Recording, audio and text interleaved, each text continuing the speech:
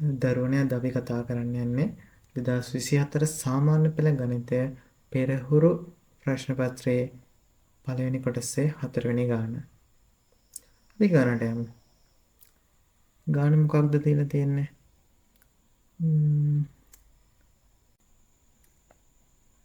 ලඝු ගණකාකාරයක් දීලා නම් එහි අගය පහෙහි බලයක් ලෙස. ඒ කියන්නේ දර්ශක ආකාරයක් විදිහට ලියන්න කියලානේ කියන්නේ. ලඝු ගණකාකාරයට දීලා ඒක අපි දර්ශක ආකාරයට ලියන්න කියනවා. අපි බලමු කොහොමද ගාන හදන්නේ කියලා. මේ ගාන හදන්න නෙමෙයි එක ආකාරයකින් තවත් ආකාරයකට ලියන්න විතරයි තියෙන්නේ. ඒක අපි පළවෙනිට දීලා තියෙන එක කියවන්නේ කොහොමද බලමු. පහේ පාදයට ඒහි ලඝු ගණකය. පහේ පාදයට ඒහි ලඝු ගණකය සමානයි 4යි කියලා කියනවා.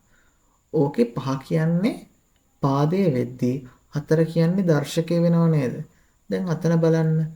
අපිට කියනවා ඒහි අගය පහෙහි බලයක් ලෙස දක්වන්න. හරි. ඒහි අගය පහෙහි බලයක් ලෙස දක්වන්න. දැන් මෙතන පාදය මොකක්ද දර්ශකය මොකක්ද? පාදය කියන්නේ 5, දර්ශකය කියන්නේ 4. එහෙනම් 5 වෙනි බලය නේද? A සමානයි 5 වෙනි බලය.